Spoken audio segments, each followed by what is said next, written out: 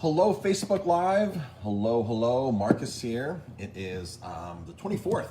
24th, right? I think it's the 24th. Yeah, the 24th of November. I never know the day. The date, I know the day typically, but not the date. It is the 24th. 2 more days until Thanksgiving. 2 more days until families get to spend time together, gather around, share memories, great memories, and most likely eat turkey. And in some cases, some very dry turkey, overcooked turkey. So I want to talk about a couple tips today about cooking moister turkey.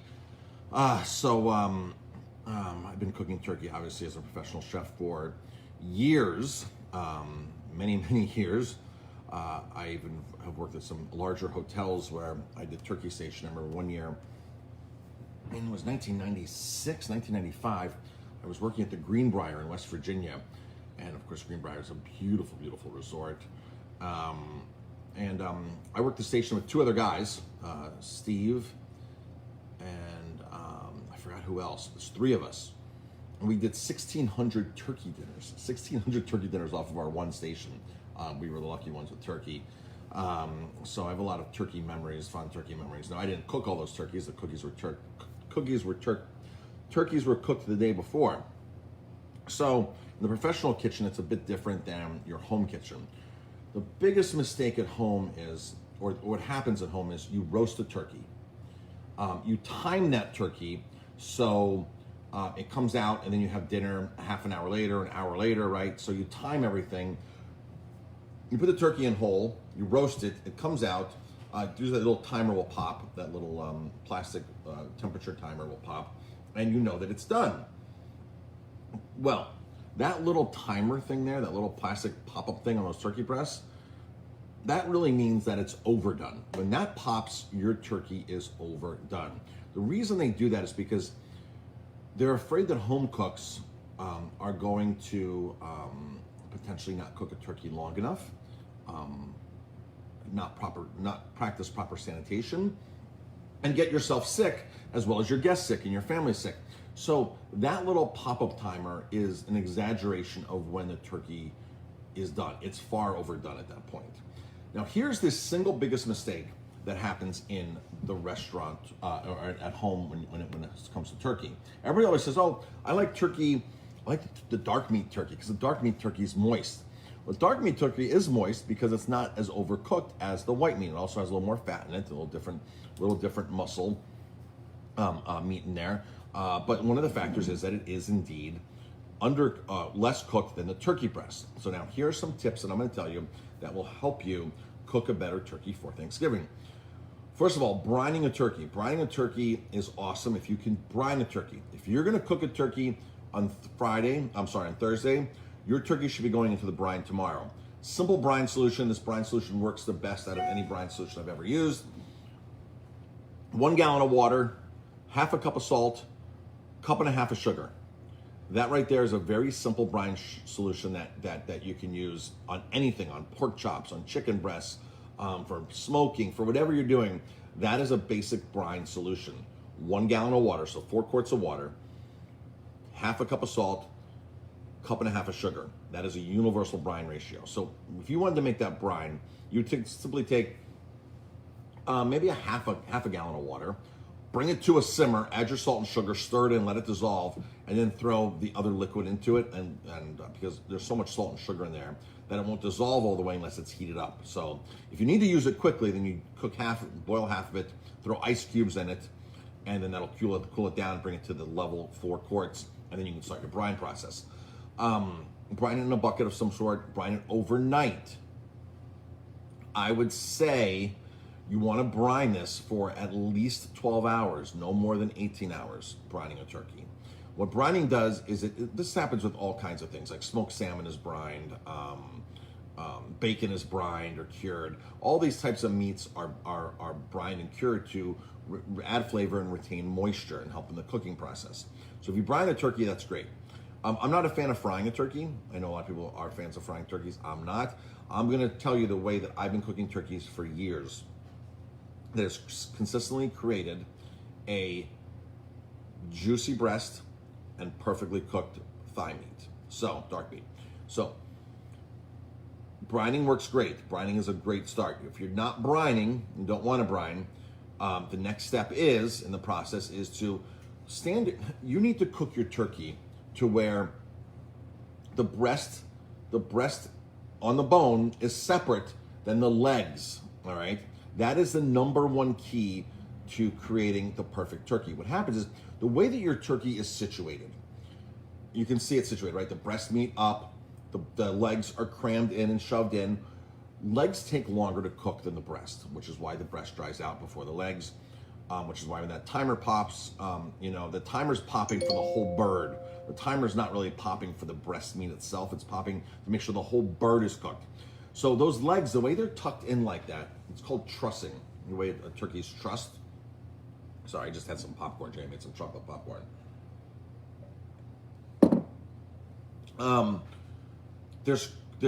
The meat is too dense in there, and the breast cooks far quicker than that meat that's trapped in those joints, and that's confined and put into this shape of trussing a turkey. If you simply stand your turkey up where your legs are up, you want to grab the cavity of the breast meat, and you want to grab the legs, and you basically pull this apart. It comes right apart. If the turkey's thawed, this comes right apart, and it actually is snap and part of the backbone, and then you have two pieces of turkey. It's not going to look like your traditional turkey, but people are going to love the outcome of this, trust me. So now you have the legs separate. The legs are separate. Then you have the breast meat. If you have a convection oven, think about this. There's a fan in the back. It's blowing the hot air. You want to put the part of the turkey facing that fan that takes the longest to cook, which is going to be the leg meat. Absolutely, the legs, thighs, legs. That takes the longest. So you have now two pieces of turkey. You have the cavity, the breast up, the fat part of the breast up, the narrow part down. The legs you put up. We like to salt everything and herb everything, and then so we pop that in the oven, and the leg meat goes towards the fan to take the brunt of the heat. So I suggest getting a very good thermometer, either a digital thermometer or some kind of good meat thermometer. They're not expensive. They're like $5. That's all they are. If you want to get a fancier infrared or something else, they can go up to $50 or $100. But you can literally spend $5 to $10 to get yourself a really good thermometer. And you want to make sure that the breast meat does not exceed. We're going to reach about 165.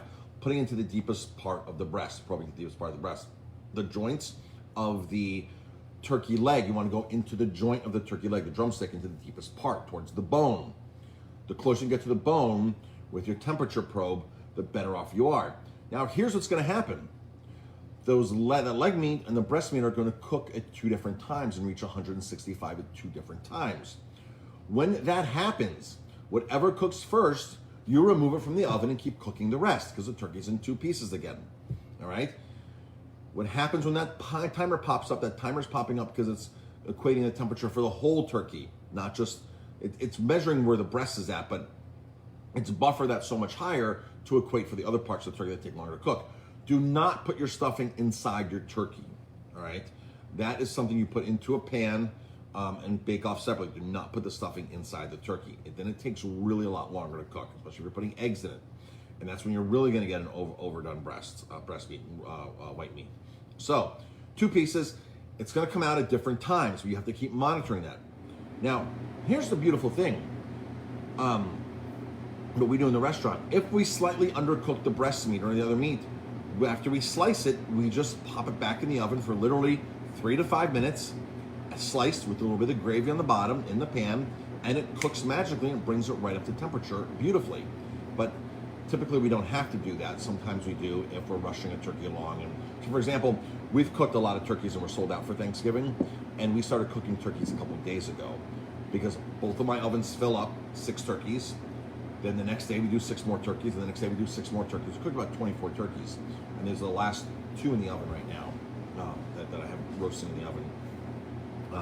So that's the situation. We cook ahead of time, but that's the situation when you get home is you can't cook the whole turkey perfectly and evenly based upon how the turkey is just, you know, the autonomy of it. It's impossible.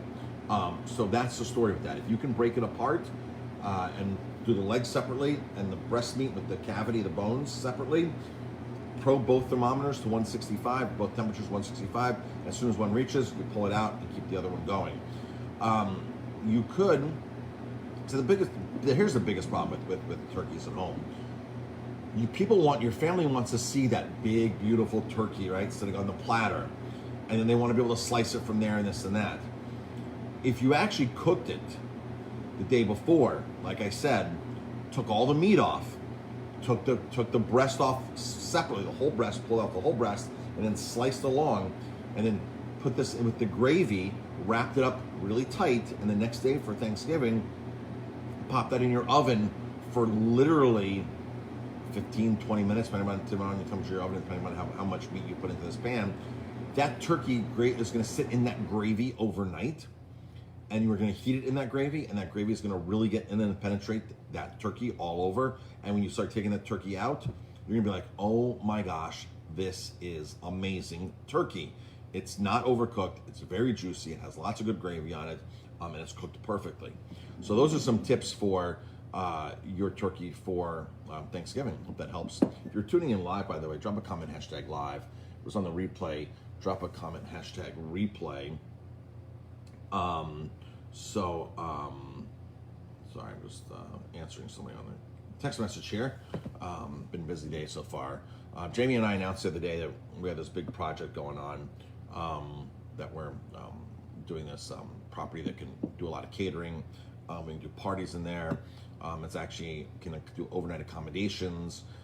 So I've been on a shopping spree all week, getting the right pots and pans there, the right bed sheets, the right pictures, all these kinds of things. I've been working very, very diligently on it. So we're working on just some of we're building a game, not a game room. The house is getting a 16-person theater, so the electricians were there yesterday wiring everything up. It's actually a step-down theater. It's going to be beautiful, gorgeous. So Jamie and I have been working on this, and we're going to have a space to cater there, to do weddings up to 200 people, literally up to 200 people will be able to do weddings on this property. Obviously, we have to abide by COVID regulations, but we have lots of room is the point on this property to do that. Can easily sleep 20, 22 people, maybe even more. So we're just going through, and some of the renovations are being done now, and so that's exciting. So we can do holiday parties in there. We might do something big for New Year's Eve there. I'm not 100% sure. It will be rented out on Airbnb. It is very, very, very, very local and close to the restaurant here. So it's very, very close proximity. So it's a win-win across the board for us here. So Jamie and I have been working on that non-stop. We just bought a huge pot rack to hang up to put all the nice, beautiful stainless steel pots to hang up in the kitchen. In the kitchen, I can literally do cooking classes. It's so big. We can do some really awesome, cool things at this property. So stay tuned for more of that as we announce more of that. If you're tuning in live, by the way, drop a comment, #live. It's on the replay, #replay. And thanks everybody for watching, and have a great day, and we'll talk to you later.